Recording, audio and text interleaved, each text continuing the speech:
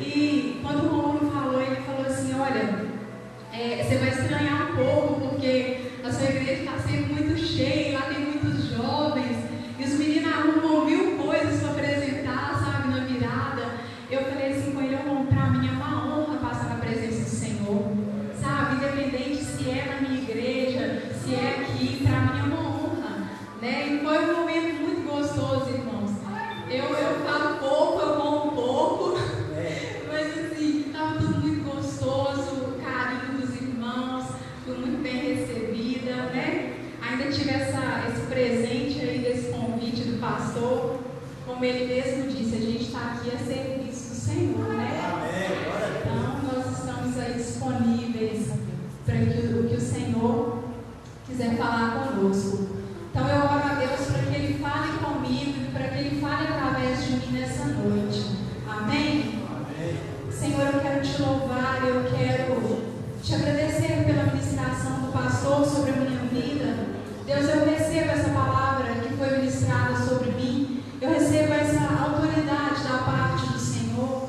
Deus, e assim como eu disse, que o Senhor fale comigo, que o Senhor fale através de mim. Use a minha vida, Pai, use a minha vida para falar com esse povo, com o teu povo nessa noite. Assim eu te rendo graças, em nome de Jesus, amém. Não pode ficar à vontade. Glória a Deus. Eu vou só pedir um irmão para pegar para mim um pouco de água, por favor, porque eu bebo muita água, irmãos. Como o pastor disse, eu sou lá de Cachoeira da Prata, né? Uma cidadezinha bem pequenininha que os irmãos conheceram e que eu convido o restante da igreja para estar indo lá conhecer a nossa cidade, né? A minha igreja é muito pequenininha, irmãos, e eu sou líder de jovens. Mas a irmã estava falando aqui, desabafando, rasgando o coração, que às vezes ela fica triste, que o pessoal não vem, tudo. Eu vou contar a realidade lá da minha cidade, já foi assim também. Mas hoje, quando eu não falo nada sobre culto, os meninos me ligam.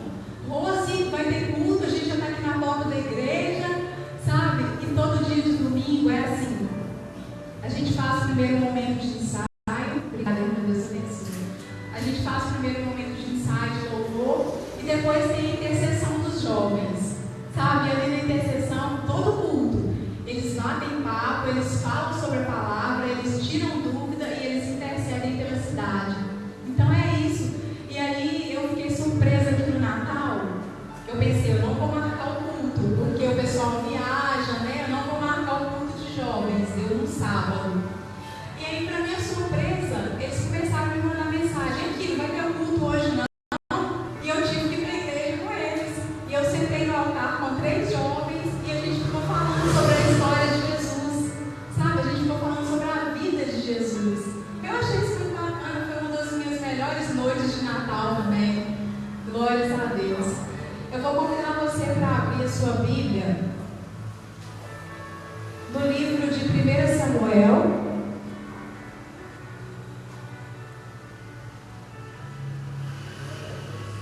1 Samuel, capítulo 16, e nós vamos falar um pouco sobre ponto de vista. Ponto de vista. Perdão, irmãos, primeiro não é Samuel ainda não. A gente vai na ordem aqui cronológica. Primeiro nós vamos lá em Números, fazer os irmãos caminharem um pouquinho pela palavra. Números 13.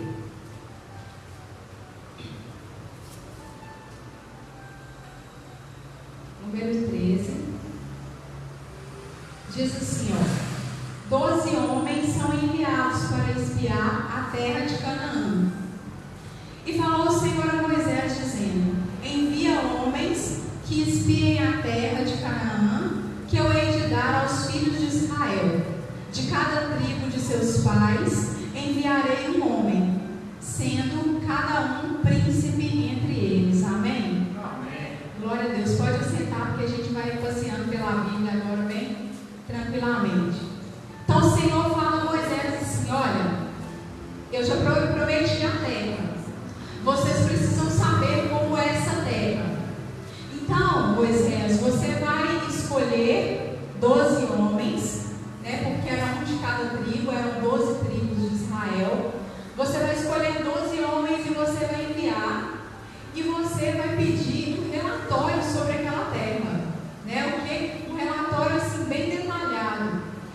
Moisés fala assim, vocês vão me dizer como é o povo que habita naquela terra, se é um povo fraco ou um povo forte, se é muito ou se é pouco, se a terra que eles habitam é boa ou má, né? Se a cidade é fortificada, se é arraial. Então Moisés pediu um relatório bem detalhado. E foram 12 espias, 12 espiãos, espionar a terra de Canaã, um de cada tribo de Israel. Dentre eles, Josué e Caleb, que são os que ficaram mais famosos, né? Os outros, o nome nem é tão citado, mas Josué e Caleb, glórias a Deus, o nome deles é citado. E aí, o que acontece? Nós vamos falar sobre ponto de vista. 12, 10 volta com um relatório para Moisés. Olha, Moisés, a terra lá é uma terra muito fortificada, é uma terra muito protegida, é uma terra que os frutos são excelentes, mas lá tem gigantes. Esse foi o ponto de vista de 10. Você vê que é a maioria, né? Nem sempre dá para a gente ir com a maioria. E aí, Moisés, eu imagino que ele fica meio que assustado. E aí eu lembrei do que a irmã falou aqui, pouquinho, gente, mas a gente não pode olhar o lado da maioria, né? Eu nem sabia que a irmã ia desabafar aqui nessa noite. E aí, o que acontece? Lá no versículo 30 do capítulo 3, Caleb fez calar o povo perante Moisés. Acho que Caleb falou assim, peraí, agora sou eu que vou falar, né? Ele perde um momento ali. E ele disse, certamente subiremos e possuiremos essa terra em herança, porque seguramente prevaleceremos contra ela. Olha o ponto de vista de Caleb. Você vê que já é totalmente diferente daqueles, né? Eles citam assim, no relatório dos 10, que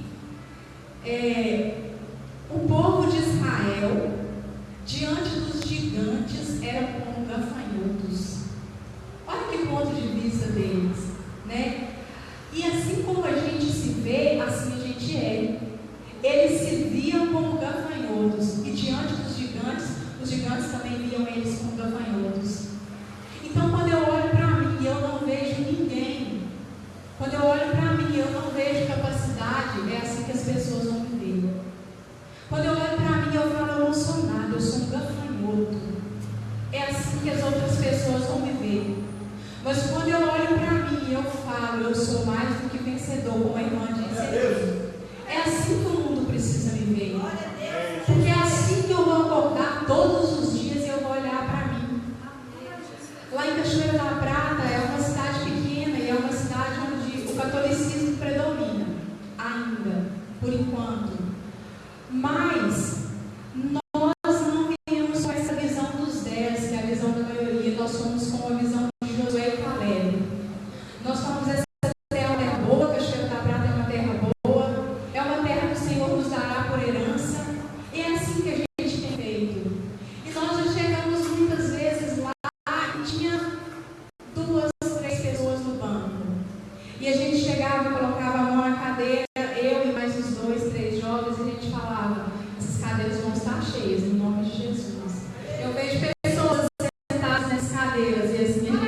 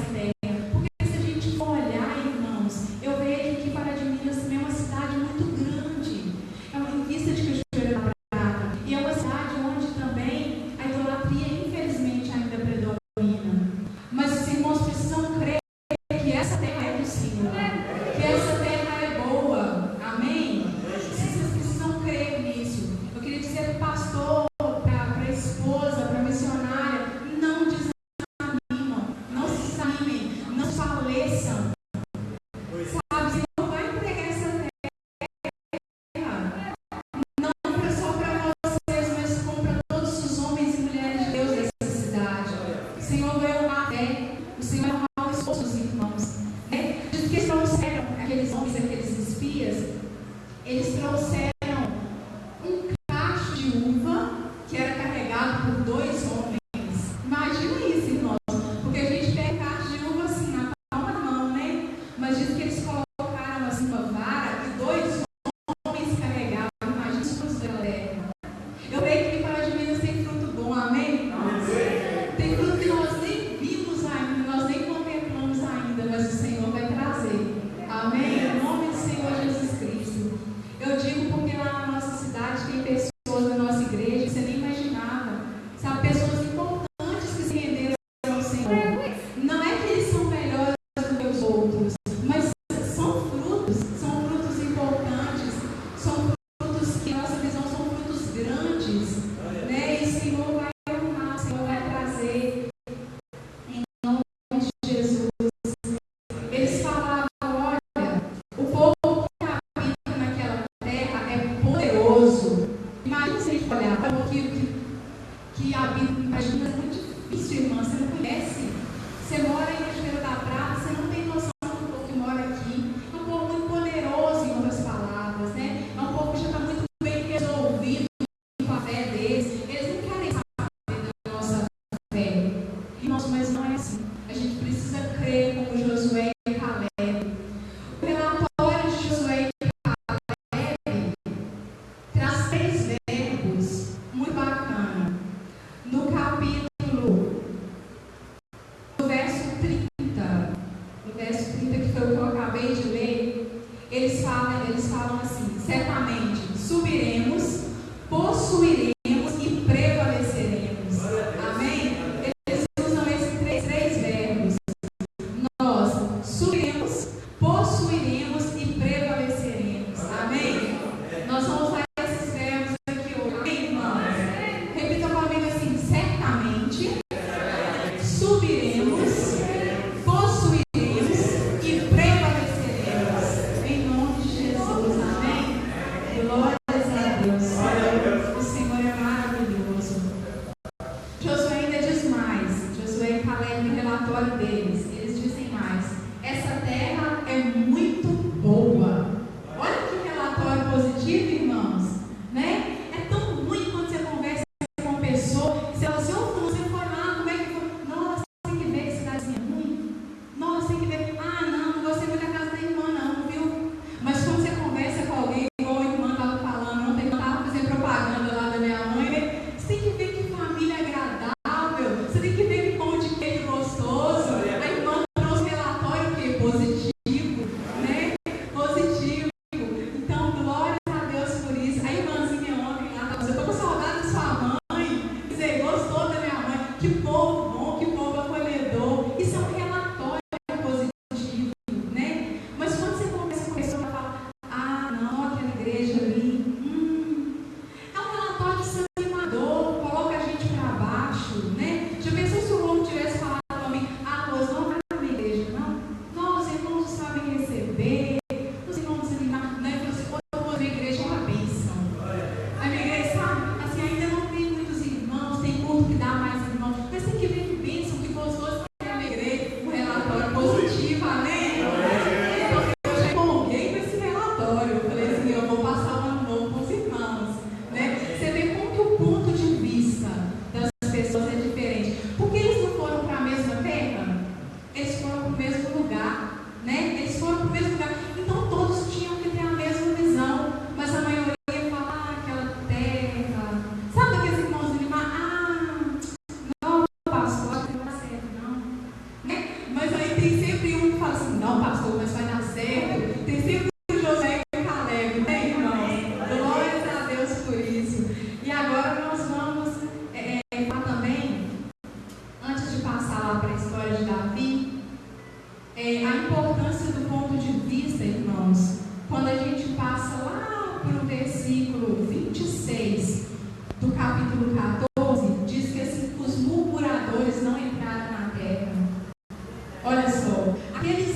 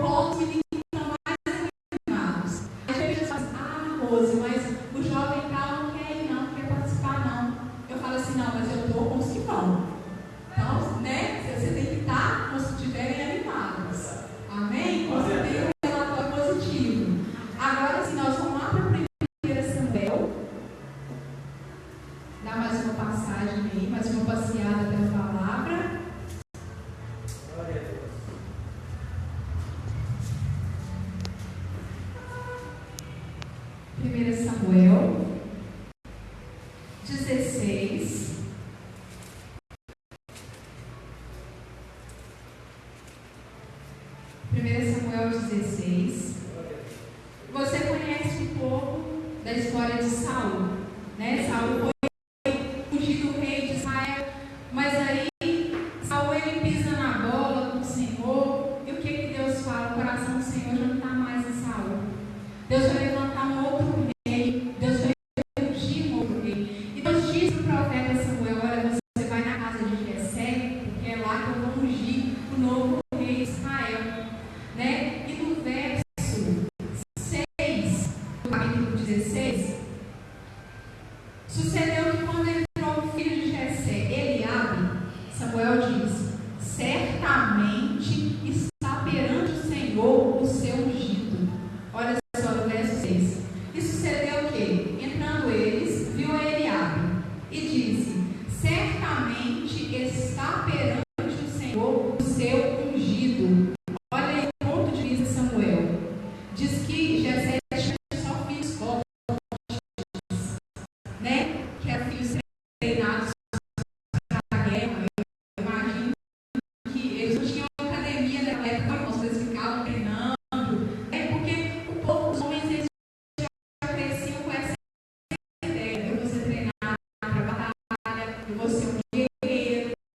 Naquela época era assim. Não é como hoje, que os nossos sobrinhos, nossos irmãos, o filho do pastor daqui a pouco vai virar pai dele, seu pai vai fazer tal, né? Não. Eles já pensavam assim: olha, eu vou ser rei. Isso era um orgulho para eles. Mas aí fala que entrou o filho de Jessé, Eliabe, e disse que ele era fortão. E como Samuel estava acostumado a ver os reis com aquela pompa, com aquela postura toda, ele disse: certamente é esse o rei de Israel, certamente é esse o ungido do Senhor. Esse é o ponto de vista de Samuel. Mas o ponto de vista de Deus está lá no versículo 7. Porém, o Senhor disse a Samuel: não atentes para a sua aparência e nem para a grandeza da sua estatura, porque eu tenho rejeitado. Porque o Senhor não vê como o homem, pois o homem vê o que está diante dos olhos, porém o Senhor olha para o coração.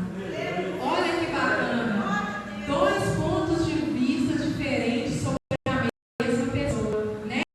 Samuel olha e diz: certamente esse é o ungido do Senhor. Eu imagino o brilho no olho de Samuel. Mas o Senhor diz: não, Samuel. Você vê a aparência, mas eu vejo o coração. Eu vejo lá dentro, eu vejo o interior. Sou Deus que sonda lá no interior, né? Se o pastor ele fosse olhar só a aparência, ele ia dizer: a Rose não vai pregar na minha igreja, não. Que ela acabou de chegar aqui, que é só uma mocinha. Sabe? Por que não levantou minha ficha para saber?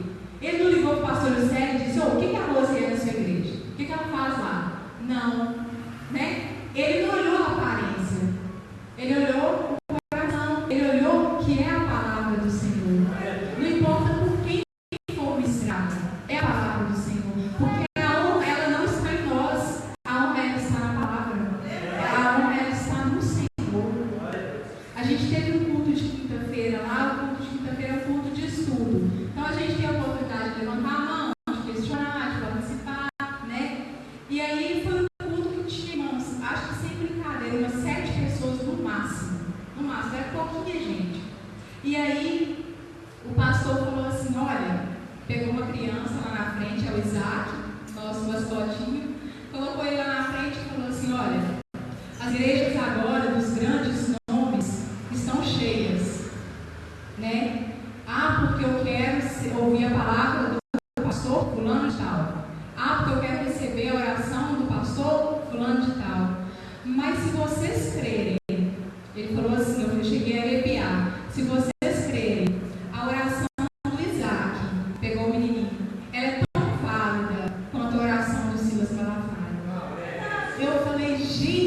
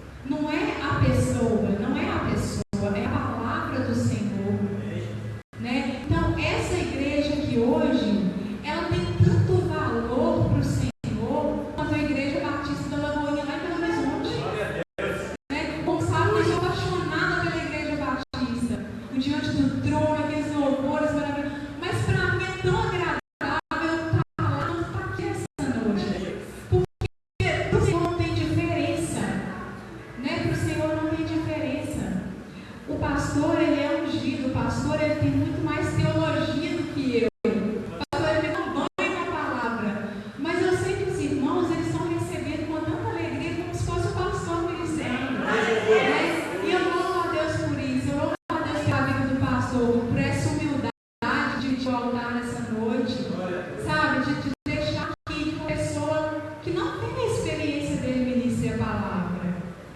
Né? Ele não está dando uma de Samuel. Samuel só olhou a aparência do Eliabe. E diz que foram passando vários filhos na frente de Samuel. E Samuel com o olhozinho lá pronto para derramar sobre a cabeça de um daqueles rapazes fortes. E todos o Senhor foi rejeitando. Nenhum daqueles o Senhor diz: esse é o rei de Israel. Até que Samuel pergunta para Jessé: olha só, acabaram-se todos os seus filhos? Tem mais algum? E aí diz que Jessé fala: não, tem um ainda. Ele está apacentando as ovelhas, ele está cuidando das coisas da casa, dos afazeres da casa. E Samuel diz: olha, eu só vou dizer o que eu tenho para dizer quando entrar aí na minha presença. Então eles trouxeram Davi, mandou chamar Davi, Davi veio. E aí o Senhor achou graça em Davi, amém? Eu acho que se nós olhássemos naquela noite para Davi, eu acho que até a gente rejeitaria. Porque nós temos muita aparência. A gente está numa geração que o celular, você pega assim e faz uma foto, ela já corrige as suas imperfeições, né? Tira a ruga, né, pastor? Tira cabelo branco, coloca não sei mais o que, afia a cintura, o celular faz isso tudo. Sabe por quê? Porque nós somos a geração da aparência, né? Infelizmente, a gente é a geração que, meu Deus do céu, passa um carrão, você já fica assim, né? Se descer uma pessoa no carrão e conversar com você, ela pode ser o maior bandido, mas você trata, é a geração da aparência, né? Mas se chegar ele está até a pé, de repente o cara é um nobre de coração, você não dá nem ideia, né? Infelizmente, eu tenho uma menina que eu tenho ela lá no meu, né, grupo de amigos lá no Face, e a menina é linda, maravilhosa, e cada foto dela 500 curtidas. 500 curtidas. Por quê? Porque ela é linda por causa da aparência.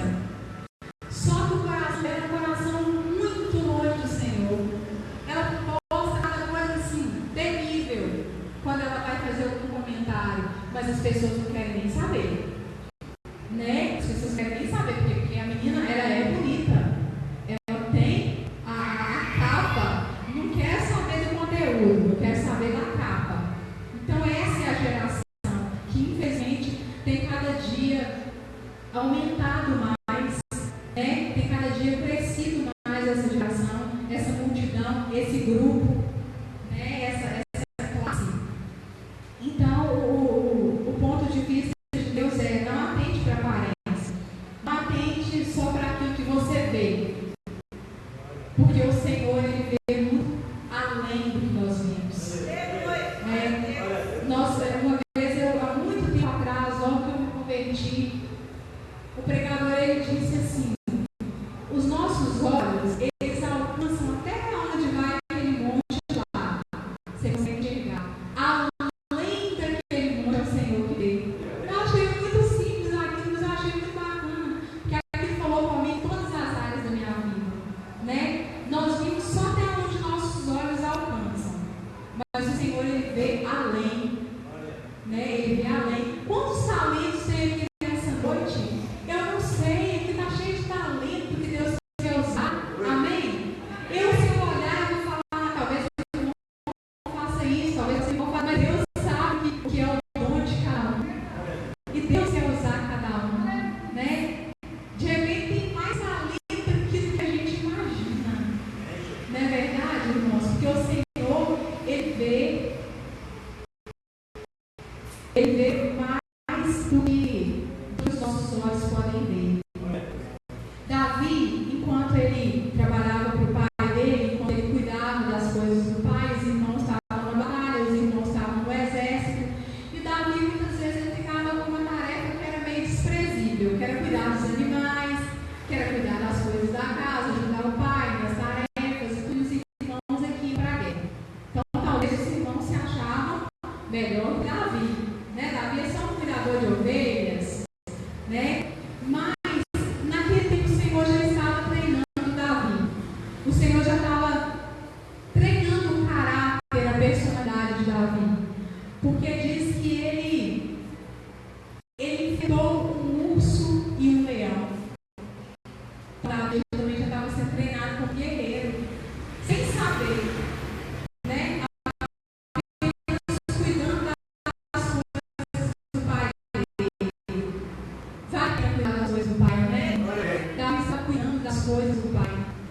pena você cuidar das coisas do seu Pai, que é o Pai Celestial. De repente ninguém está vendo você matar um urso por dia, um leão por dia, mas o Senhor está vendo, você está cuidando das coisas do seu Pai. Davi estava cuidando das coisas do Pai. E aí todo mundo sabe, Jessé manda o Davi pegar, se fosse nos dias de hoje, os marmitex e levar para os irmãos, né? E aí Davi, ele pega tudo aquilo ali que os irmãos precisavam, que os pais haviam separado, e ele vai até o campo de batalha para levar para os irmãos dele aqueles mantimentos, aquelas coisas que os irmãos precisavam, talvez o alimento do dia. E diz que quando Davi chega ali, o exército do Deus vivo, o exército de Israel, do povo de Deus, está sendo há dias afrontado por um gigante, né? Davi chega, seus irmãos estavam bem na linha de batalha. E eu imagino que se fosse também hoje, o gigante Golias, o filisteu, ele estava gritando assim: ei, Israel tem um homem aí para brigar comigo, não? Porque diz que ele estava afrontando o povo de Israel, né? Cadê? Vocês não vão mandar ninguém, não? Olha, estou aqui esperando. Diz que ele debochava, diz que ele afrontava. E todos os irmãos de Davi e todo o exército de Israel tremendo de medo. Por quê? Outra vez por causa do ponto de vista.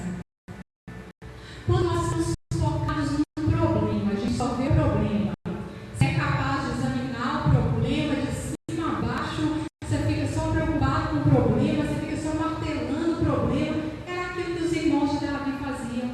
Porque como eles estavam ali o tempo todo, eles tinham tempo de medir a altura do gigante, a força do braço do gigante, as armas do gigante. Eles tinham tempo de analisar tudo. Diz que mente vazia é a oficina do diabo, né? Então a mente estava vazia. Era só aquilo ali, era só aquele gigante, era só aquele problema na frente.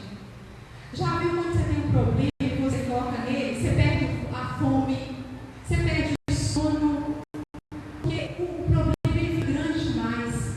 Você acorda no meio da noite e você não consegue dormir porque aquele gigante está ali zombando a sua cara, te afrontando dia e noite. Só que Davi, ele não estava desocupado com os irmãos dele, ele estava ocupado cuidando das coisas do Pai, amém? Amém. Nós estamos nessa noite cuidando das coisas do Pai, amém? Nós estamos ocupados, amém? Tem nenhum desocupado aqui nessa noite. Então era isso que Davi fazia, ele estava ocupado. Olha, eu vou levar a marmita para os meus irmãos, eu vou cuidar da ovelha, eu vou servir o meu pai. Então, quando ele chegou, ele teve tempo de analisar o gigante com os irmãos. Ah, é esse gigante aí? Eu vou lutar contra ele. Então parecia até piada, né? Mas por quê? Porque Davi estava ali, nossa, esse gigante, a altura dele, o tamanho do pé dele, não. Ele só viu assim de relance, é um problema, precisamos resolver, né? Então o que eu vou te dizer? Você vai ter uma amnésia? Não. Você vai deixar ver que você tem um problema? Não. Mas você vai falar assim, olha, é um problema, mas esse problema, ele, no meu ponto de vista, é algo que nós vamos solucionar, é algo que tem solução. Diga ao rei dos reis que eu vou pelejar, assim como Davi, né? Olha, pode falar para Saul que eu vou pelejar contra esse gigante. Amém? Então é assim. Você vê que o ponto de vista de Davi era diferente dos irmãos. Os irmãos ele via e diziam, olha, Davi só pode estar zombando com a nossa cara. Não parecia um irmão, não parecia um valente para falar assim, não, eu, olha, nem que seja para morrer, mas eu vou lutar contra esse gigante. Não parecia um. Mas Davi estava ocupado, a mente dele estava ocupada. A mente dele não tinha tempo para muito cálculo de problema, muito cálculo matemático de problema. Então, ocupe a sua mente com as coisas do seu Pai. Ocupe a sua mente com os afazeres do Pai. Você vai ver que o gigante ele vai se tornar muito menor. O gigante ele vai se tornar algo que é muito fácil de você jogar por terra. Porque você não joga o gigante por terra na sua força. Você joga ele por terra na força do Senhor. Então, isso se torna mais fácil. gigante, eles diziam, é grande demais, não tem como vencer. Mas Davi olhava para aquele gigante e dizia, é grande demais, não tem como errar. Não tem como errar, vai ser fácil de acertar. Qualquer lugar que eu mirar ali, eu vou acertar esse gigante. Então, olha que bacana, diferença de ponto de vista, né? Nós precisamos ter um ponto de vista, irmãos, que vem do alto, sabe? Nós precisamos ter um ponto de vista. Quando eu digo que vem do alto, é assim: se eu subir aqui e eu ver um objeto lá embaixo, imagine que seja bem profundo, o objeto vai ficar desse tamanhozinho, né? Mas se eu descer aqui, eu lá de baixo olhar, vai parecer muito alto, grande, não é verdade? Não, quando nós olhamos as coisas do ponto de vista do Senhor, que é do ponto de vista do alto, as coisas elas se tornam menores. Elas se tornam mais fáceis de solucionar. Quem sabe nós não temos olhado as coisas muito só do nosso ponto de vista, né?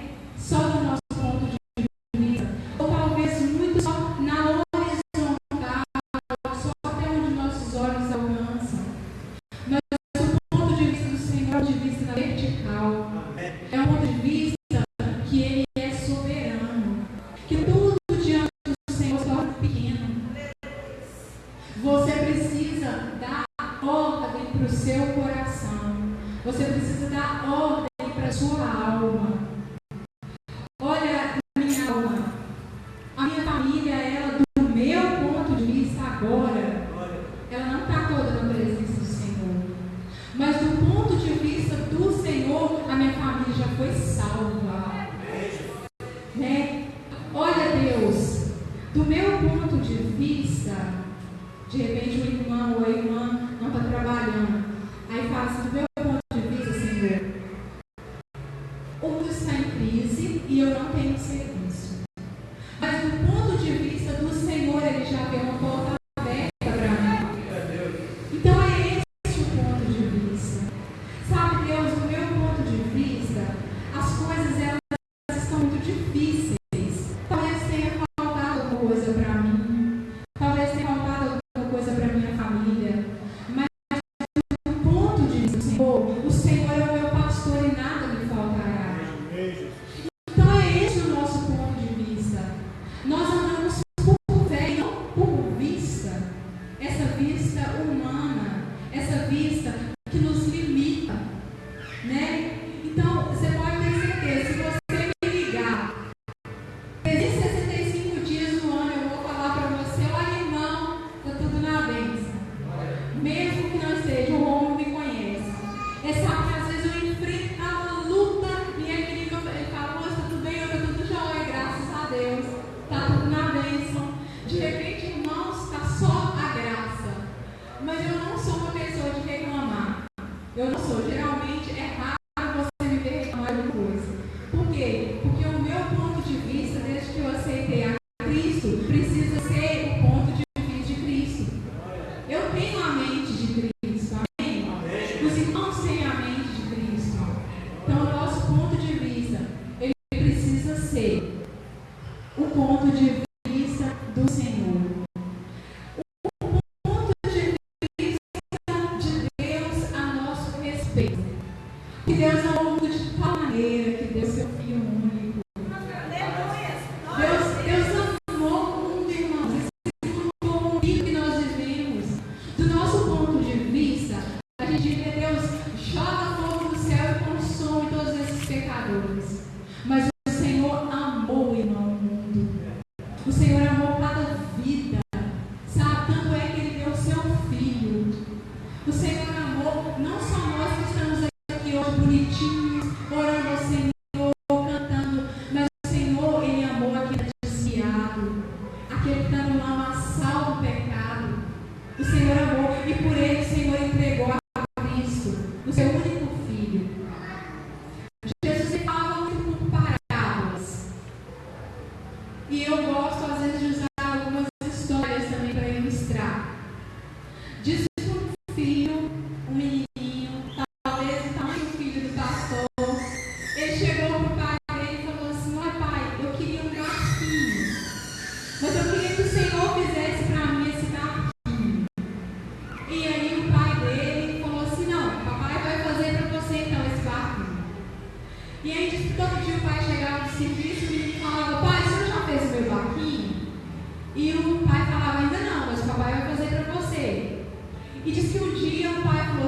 hoje eu preciso fazer o barquinho pro meu filho. E ele tirou um dia e foi fazer esse barco. E aí diz que ele subiu em cima de uma árvore, o pai subiu lá no alto de uma árvore para escolher uma galha bem boa, bem resistente, para confeccionar na madeira aquele barquinho. E aí diz que tinha chovido alguns dias antes e tinha uma poça de lama assim debaixo daquela árvore. E o menino ficava lá com o olhinho brilhando, esperando aquela galha que se transformaria no barquinho. E aí diz que o pai ficava assim: filho, você acha que essa tá boa? Não, pai, pode ser outra. Aí eu fiz essa aqui, o menino todo lá. E de repente, quando o pai escolhe uma galha boa, o pai fala: olha, eu acho que essa aqui tá boa, não dá pra gente fazer o barquinho? E o filho diz: eu acho que é assim, essa tá boa. Diz que o pai vem descendo com aquela galha, mas ele desequilibra um pouco e aquela galha cai naquela poça de lama. Diz que o menino, mais do que depressa, vai na poça de lama, abraça com aquela galha e diz: é o meu barquinho. Então, o que eu aprendo com isso nessa noite? Nós estávamos sujos no pecado com aquela galha que ainda nem tinha se transformado no barquinho. E Jesus, ele nos abraça e ele diz: olha a minha filha amada, olha o meu filho amado. Mas a gente nem tinha se transformado em filho ainda. Como aquela galha que ainda nem tinha se transformado aqui. E que o pai, ele olha e ele entrega o filho. E Jesus, quando ele se entrega na cruz, é para nos tirar daquela poça de lama, do lamaçal do pecado. Olha o ponto de vista de Jesus. A gente nem era ninguém ainda. Mas ele nos abraça e diz: é o meu filho, e ele nos chama pelo nome. A gente está tão sujo ainda. E ele nos via como filhos. Então, esse é o ponto de vista de Deus ao nosso respeito. Sabe, às vezes a gente está mal, a gente não está muito bacana, a gente está um pouco desanimado. E Deus, ele olha para nós e ele diz: olha, essa é a minha filha amada. Como eu amo essa filha minha? Olha, esse é o meu filho que eu amo tanto. Gente, como esse filho é importante para mim. Sabe, às vezes as irmãs chegam aqui para orar antes do culto, às vezes desanimadas, e Deus olha para elas com tanta alegria, e Deus diz: olha como eu amo essas minhas filhas. Esse é o ponto de vista de Deus ao nosso respeito, né? Eu queria que você lembrasse da sua família agora, eu queria que você pensasse na sua família agora, eu queria que você já olhasse para eles, não como alguém problemático, não como: ah, meu filho é problemático, ah, minha filha é problemática, ah, meu pai, sei lá, minha mãe, o meu irmão, meu sobrinho, o meu amigo que eu tanto amo.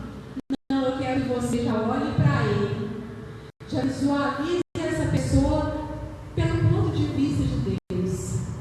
Gostaria que você visse essa pessoa como um obreiro do Senhor, como alguém, olha, irmão, que está descendo as águas neste momento, está se batizando.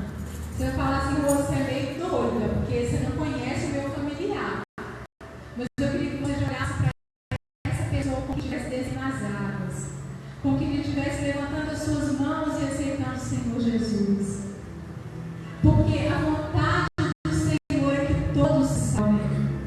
Amém? A vontade do Senhor é que todos se salvem. Então, será que o Senhor deixaria o meu pai? A vontade do Senhor não é que o meu pai se salve.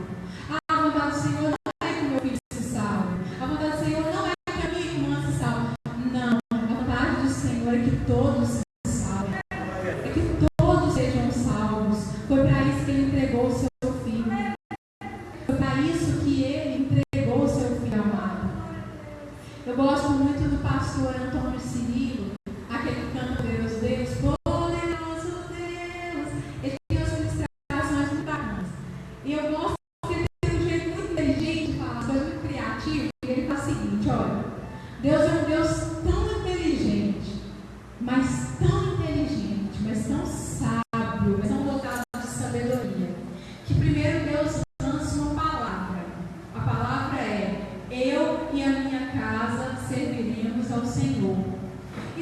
o que Deus faz para que essa palavra se cumpra? Deus planta um crente em cada família. Olha que bacana, não é verdade? Porque se você for olhar, toda família tem um cristão.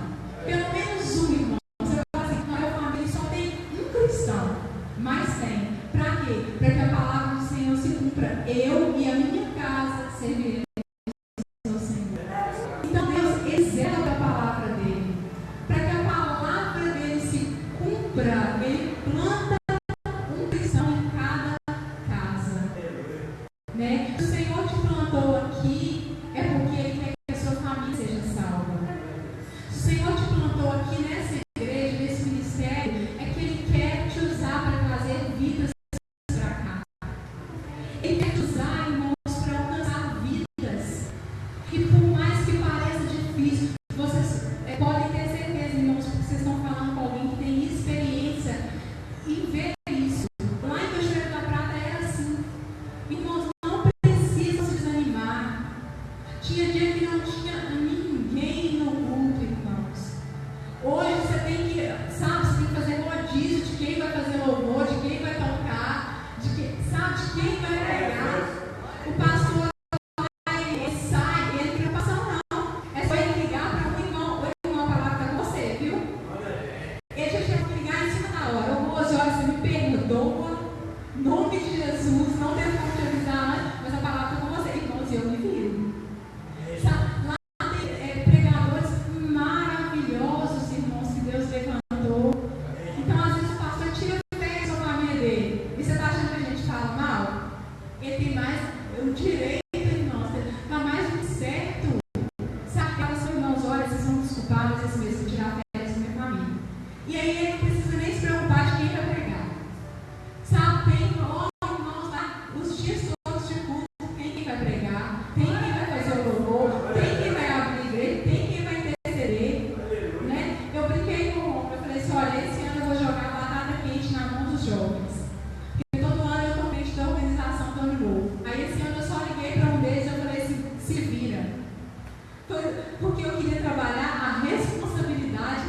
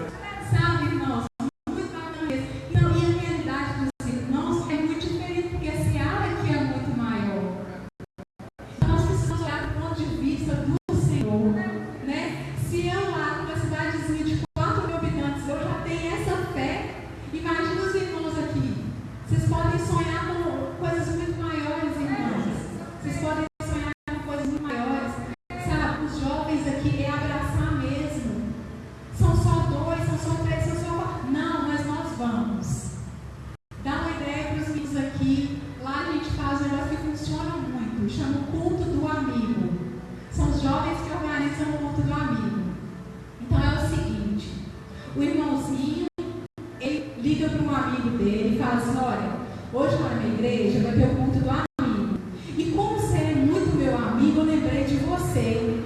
Irmãos, a pessoa fica tão constrangida que eu não tenho como falar, não. Os jovens, eles usam a estratégia lá, sabe? A gente faz mais ou menos uns 2 cultos do amigo por ano, que é um negócio mais elaborado, né? Você quer enfeitar, às vezes você quer fazer uma lembrancinha. Então é coisa que gasta um pouquinho mais de tempo, né? Não é que seja um culto melhor do que os outros, mas é que é um culto mais elaborado. E aí os jovens, eles já começam.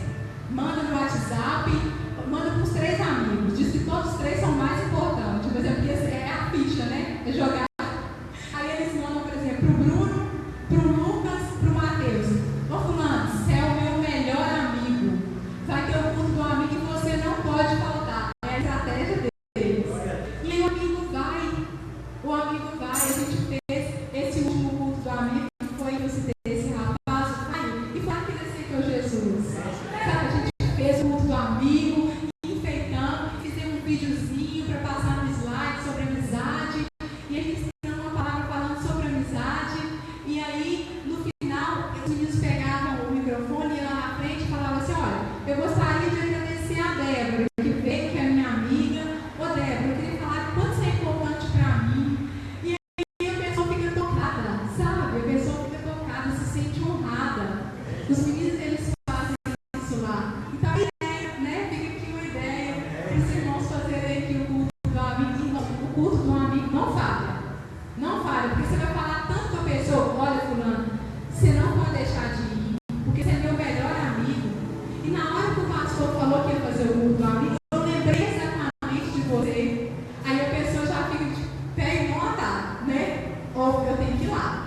Eu tenho que ir lá na Monte Aurélio, porque o Romulo falou que eu sou o melhor amigo dele, então não posso fazer feio, né? Então, façam, sabe? Dos jovens, por mais que sejam poucos, às vezes a gente vai a 2, 3 irmãos. Então, sabe? Vai para o centro. Eu falei com os meninos da minha igreja, eu falei assim: olha, eu vou levar vocês lá, num culto na Monte Aurélio. Só que de manhã nós vamos lá para o centro, onde para as meninas estão flertar. Nós vamos convidar: olha, tem culto hoje na Monte Aurélio. Olha, vamos lá. E a gente vai na bairro. Aí eles falam assim: nós estamos dentro. Glória a Deus. Aí nós vamos marcar, irmãos, os meninos de lá são assim, são muito animados. Tá, a gente vai fazer uma van, né? Trazer, em nome de Jesus, vamos marcar isso. E aí a gente anda nesse bairro aqui tudo de manhã primeiro. Anda, olha, tem um culto abençoado lá na Monte Aurélio hoje, tá o horário. Vamos lá. Olha, e aí os meninos vão convidar. E aí de noite o pessoal vem. Nós vamos orar em nome de Jesus. Vamos usar essas estratégias. Vamos usar o ponto de vista do Senhor, né? Deus, ele nos dá estratégia, ele nos capacita. Não é verdade? O Senhor, ele é maravilhoso. Glória a Deus. Glórias a Deus. E nessas estratégias, irmãos, o Senhor vem nos dando, é que o Senhor tem acrescentado almas, é que o Senhor tem acrescentado vidas. Amém? Amém.